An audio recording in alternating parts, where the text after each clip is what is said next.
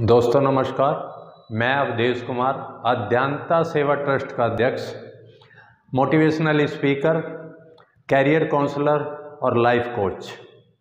अध्यांता academy YouTube channel पर आप सभी का स्वागत करता हूं और आप इस वीडियो को देख रहे हैं, इस चैनल को देख रहे हैं, इसके लिए आप सभी का धन्यवाद अदा करता हूं।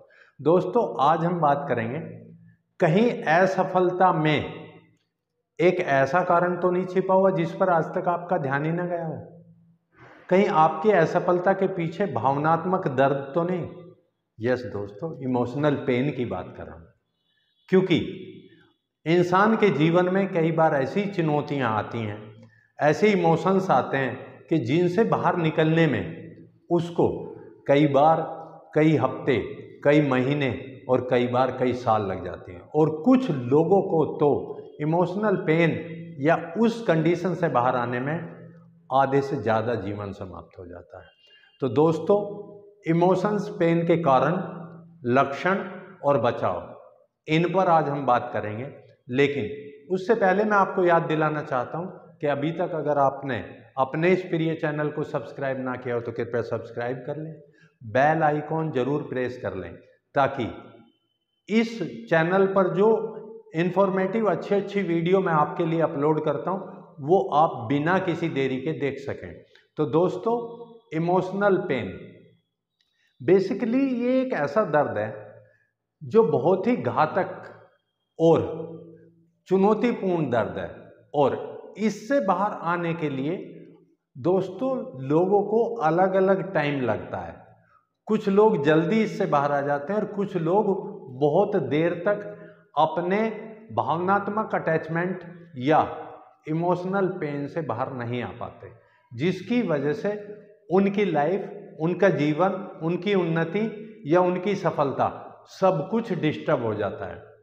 तो हम इनके अगर डेप्थ में जाएं कि भाई जो ये इमोशनल पेन है, इसके कारण से अगर आदमी जल्दी बाहर नहीं आया तो उस इंसान को साइकोसोमैटिक डिसऑर्डर नाम की बीमारी भी हो सकती है। इसलिए आपको ऐसे प्रयास करने चाहिए ताकि आप इमोशनल पेन से शीघ्र बाहर आ सकें। और साइंटिस्ट ने ये प्रूव कर दिया है कि हम अपने शरीर को जैसा माहौल देंगे, हमारा शरीर, हमारे ऑर्गन्स, हमारे टिश्यूज, हमारे सेल्स को उसी तरह का आदेश देकर या उसी तरह की चीजें परिवर्तित करके उनको बीमारियों में कन्वर्ट कर देगा और हमारे शरीर में उसी तरह की बीमारियों को उत्पन्न कर देगा। जिसको बीमारी है वो तो बीमारी के माध्यम से पहचान सकता है कि वो इस इमोशनल पेन से गुजर रहा है या वो मानसिक दर्द से गुजर रहा है। लेकिन जिनको ये बीमारियां नहीं हुई, उनको पहचान करने के लिए कुछ चीजें सावधानी पूर्वक देखनी चाहिए। उनको कहीं दिल के आसपास ज्यादा बेचैनी तो नहीं रहती, उनको नाभि के आसपास तेज दर्द तो नहीं होता, उनके सर में दर्द तो नहीं होता, उनके सर में ऐसा तो नहीं लगता जैसे कोई हथौड़े बजा रहा हो, उनका मूड हमेशा ऑफ तो नहीं रहता, क्या किसी भी काम करने में मन ना लगना, किसी से भी बात ना करने का मन न करना, अगर इस तरह की चीजें हैं, या पुरानी यादों पर ही आप काट के रहना, ये इस तरह की बातें हैं जिससे आप ये समझ सकते हैं कि वो इंसान भी इमोशनल पेन से गुजर रहा है। तो इस इमोशनल पेन के कारण आज अगर हम देखें तो हमारे हर वर्ग का इंसान, चाहे वो बच्चे हैं, चाहे युवा वर्ग है या वरिष्ठ लोगों का वर्ग है, सब इस इमोशनल पेन के शिकार हैं। बच्चों में इमोशनल पेन कैसे आ सकता है? शिक्षा के दौरान टीचर ने, स्कूल में किसी दोस्तों ने, या खेल के दौरान उसके फ्रेंड्स ने, या घर में पेरेंट्स ने अगर उसकी कभी कोई बात पे उसको क्रिटिसाइज कर दिया तो वो इन क्रिटिसिज्म की वजह से कई बार इमोशनल अटैचमेंट के कारण इमोशनल पेन से गुजरता है। और युवावस्था में आज हम इस इमोशनल पेन के बहुत सारे उदाहरण देख रहे हैं। आप देखते हैं बहुत सारे युवक शादियां कर रहे हैं और शादी तोड़ रहे हैं, क्योंकि कुछ अनवांटेड इमोशंस, कुछ पुरानी यादें, कुछ ऐसी बातें जिनसे वो बाहर नहीं निकल पाए और इसके कारण उन्होंने अपनी शादियां तोड़ दी और जीवन भर पश्चाताप की अग्नि में धधक रहे हैं और जीवन अपना समाप्त कर लेते हैं यहीं से और अपने जितनी भी उन्नति, तरक्की या सफलता के रास्ते हैं उन सबको बंद कर देते हैं। वरिष्ठ नागरिकों को समाज के द्वारा, कभी बच्चों की कोई ऐसी क्रियाकलाप के कारण क्रिटिसाइज कर दिया हो या परिवार के कुछ सदस्यों ने उनका क्रिटिसिज्म कर दिया हो या उनकी खुद की संतान ने किसी बात को लेकर उनका क्रिटिसाइज किया, तो वो भी इमोशनल पेन से गुजर रहे होते हैं। और दोस्तों, इसके कारण जब कोई इंसान इमोशनल पेन से गुजरता है तो वो अक्सर जो सहारा लेता है वो कुछ नशीली वस्तुओं का सहारा ले लेता है। उसमें शराब का सेवन शुरू कर देता है, कुछ ड्रग्स लेने शुरू कर देते हैं, कुछ गलत आदतों में पड़ जाते हैं, कुछ लोग गुटखा, कुछ लोग भांग, इस तरह तरह के नशे लेने लगते हैं और वो सोचते हैं कि हमने इसके लिए एक साइड बाय साइड कुछ रास्ता निकाल लिया। लेकिन दोस्तों, आप इमोशनल पेन से जितनी जल्दी बाहर आओगे उतना आपकी सफलता, आपके जीवन और आपके परिवार के लिए बेहतर है। इसके लिए अगर आप बाहर आना चाहते हैं तो आपको 4 जगह काम करना पड़ेगा। हाँ दोस्तों, 4 जगह।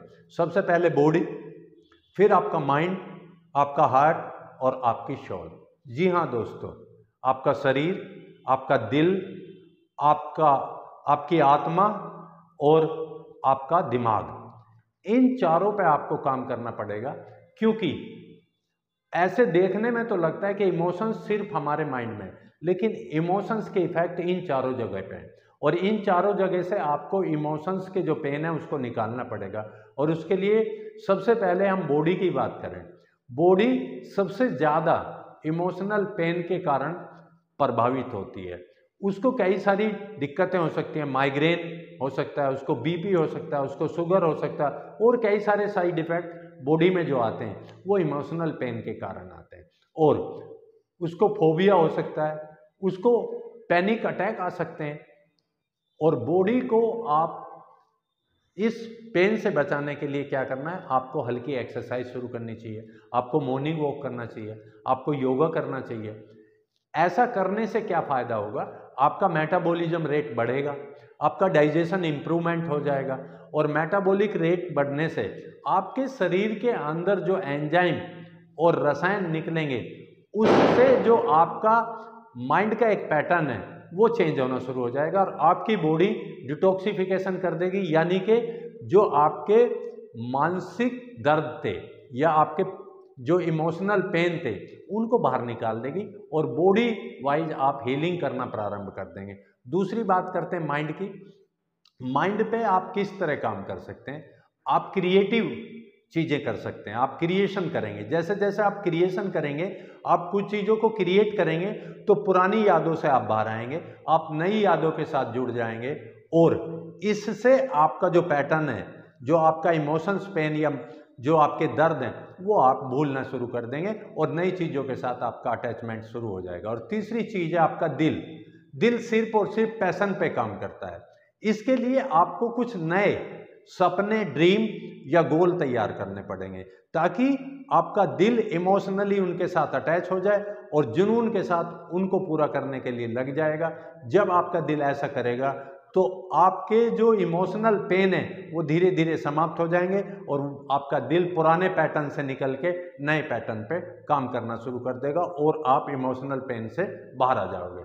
और सोल यानी आपकी आत्मा, आत्मा सिर्फ और सिर्फ दूसरे लोगों के लिए आप क्या करते हैं, यानी कि आप जब दूसरों लोगों के लिए चैरिटी करते हैं, चैरिटी आप टाइम की कर सकते हैं, अपने टैलेंट की कर सकते हैं या पैसे की कर सकते हैं। जब आप किसी दूसरे लोगों के इस तरह का काम करते हैं तो सबसे ज़्यादा आत्मा आपकी संतुष्ट होती है और इससे आपकी आत्मा का पैटर्न बदल जाता है।